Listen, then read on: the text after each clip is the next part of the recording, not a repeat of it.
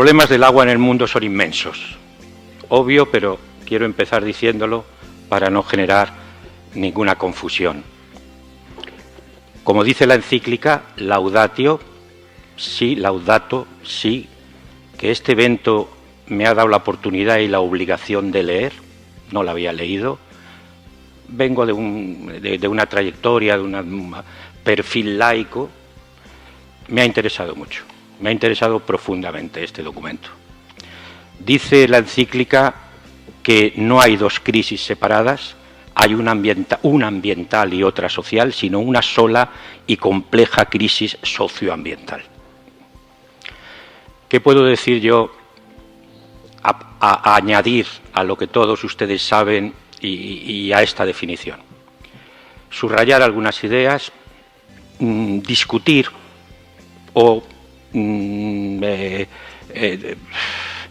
poner en cuestión algunas otras que me parecen menos acertadas. 6 puntos. Primero, abusamos del concepto de escasez de agua, que oculta la responsabilidad social en su producción. Por supuesto que existe escasez. En grandes espacios del continente africano, en los territorios palestinos, la máxima, en Pakistán, en la región metropolitana de Sao Paulo, en Brasilia, lo comentaba un compañero durante la comida, por primera vez en la historia, en el sureste de la península ibérica, en mi ciudad, durante 5 años cortada el agua 10-12 horas, hace años. Además de la escasez crónica, existe la escasez temporal, extraordinaria, provocada por la sequía, que significa una disminución de los suministros más o menos recurrente, más o menos prolongada, pero coyuntural, por la propia naturaleza del concepto de sequía. Pero la escasez, en sus diferentes manifestaciones, siendo un gran problema, pocas veces y en pocos lugares es una escasez absoluta. Generalmente es una escasez socialmente construida. Almería, el sureste de la península ibérica, la región más árida de Europa, 200-250 milímetros, subdesértico, produce al año, exporta al año 200 millones de metros cúbicos de agua en forma de tomates y melones extratempranos para centro y norte de Europa. Y consume diariamente per cápita 3.000 litros de agua azul, de agua extraída. El Parque Nacional de Doñana, en el suroeste de la península ibérica, es el espacio natural más amenazado de Europa. Exporta 300.000 toneladas de año de fresas fuera de temporada, extratempranas, con al menos una huella hídrica de 35-40 millones de metros cúbicos. De ninguna manera se puede confundir estas producciones con necesidades humanas vitales que hay que garantizar. Al contrario, son prácticas socialmente construidas, legítimas, respetables, pero de las que perfectamente podríamos prescindir en el caso de que sus costes ecológicos y sociales fueran desproporcionados.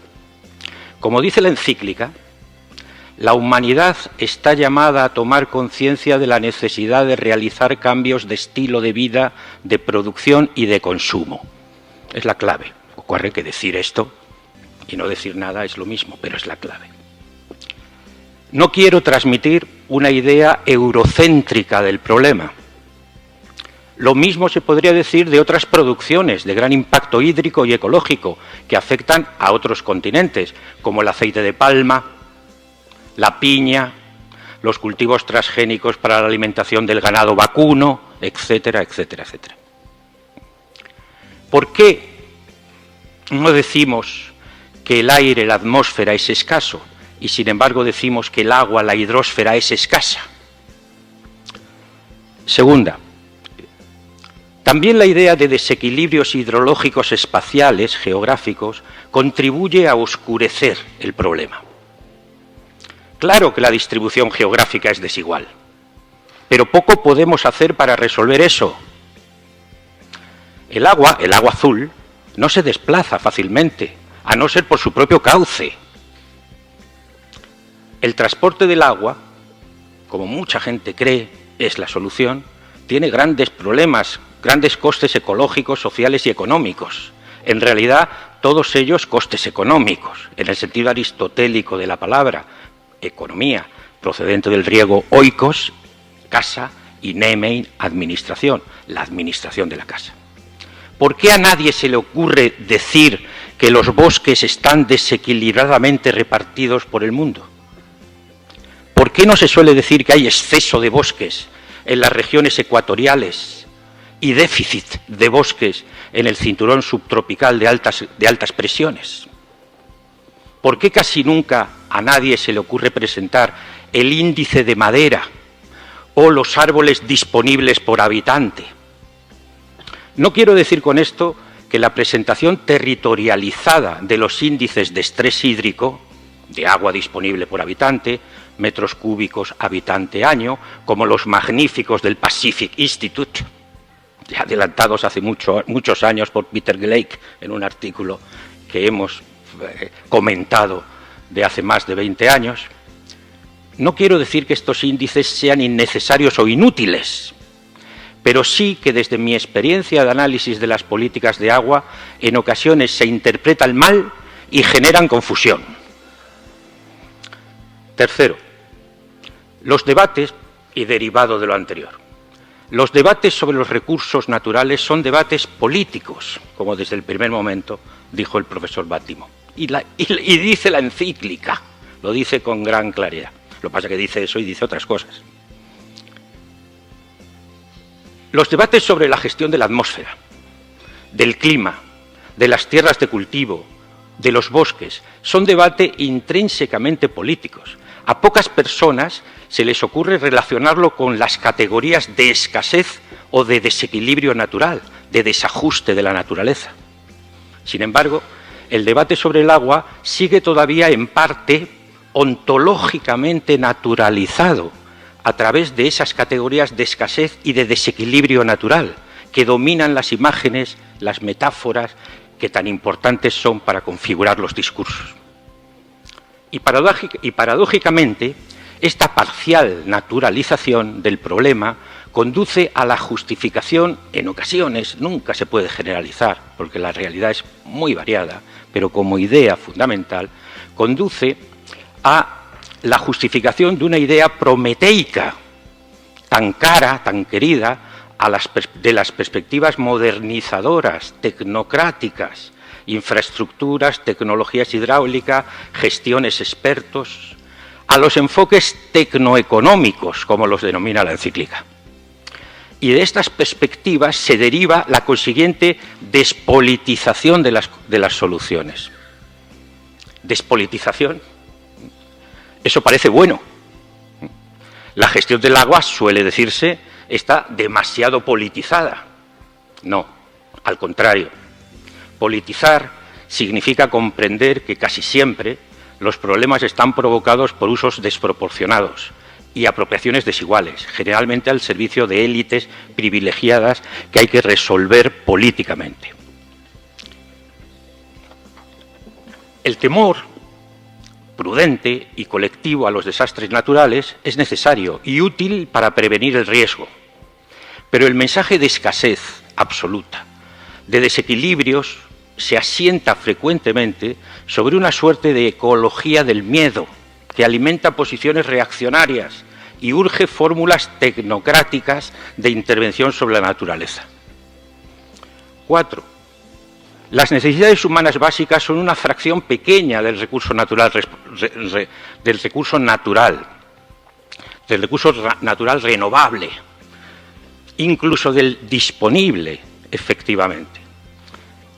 En Europa de la posguerra, con los arcaicos niveles tecnológicos de entonces, con una renta per cápita menor que la de muchos países actuales del sur global, con procesos muy intensos de éxodo rural, etcétera, etcétera, se estableció, se construyó el Servicio Universal de Aguas, incluso en los países pobres del sur de Europa, en Portugal, en España, bajo la dictadura franquista. ¿Cómo se hizo? Remunicipalizando, volviendo al poder público lo que se había privatizado en la oleada urbana del siglo XIX y financiando públicamente el Estado, las provincias, los municipios, esos servicios. Así se hizo, con tecnologías muy menores y con rentas per cápita menores que las que pueda tener Brasil actualmente, por supuesto en otro contexto, pero no por recursos, tecnología ni recursos, sino por constelaciones de poder, de capacidad de decisión, etc. Quinto, hay mucho que mejorar en eficiencia, tecnología y buena gestión, pero los problemas son más profundos. Las potencialidades de la gestión son brutales. Yo creo que hablará Peter Gleick de eso. En mi ciudad consumimos 40% menos de agua que hace 20 años. Pero lo mismo en Madrid, lo mismo en Barcelona, lo mismo en Berlín. El problema es la caída del consumo. El problema en Arizona. Claro, en Arizona partían de mucho más, pero han bajado 20, 30, 40%. El problema es la financiación ahora, que se vende 20, 30, 40% menos que hace 20 años. En este sentido, desde una perspectiva tecnófila, se piensa que los problemas se podrían arreglar con cambios en el aparato tecnoeconómico de gestión. Hay mucho que mejorar y mucho que extender. Pero como dice también la encíclica, buscar solo un remedio técnico a cada problema ambiental que surja es aislar cosas que en realidad están entrelazadas y esconder los verdaderos y más profundos problemas del sistema mundial. También la encíclica hace un discurso de gran interés contra la modernización ecológica, contra la cosmética ambiental y contra la tecnofilia de la eficiencia, etcétera, que es imprescindible, pero no suficiente. Por último, desde mi opinión, desde mi punto de vista, coincidiendo con cosas que se han dicho ya y que otras que se dirán, estoy seguro, la clave es la igualdad. Fíjese, más que la justicia, la igualdad y la democracia real.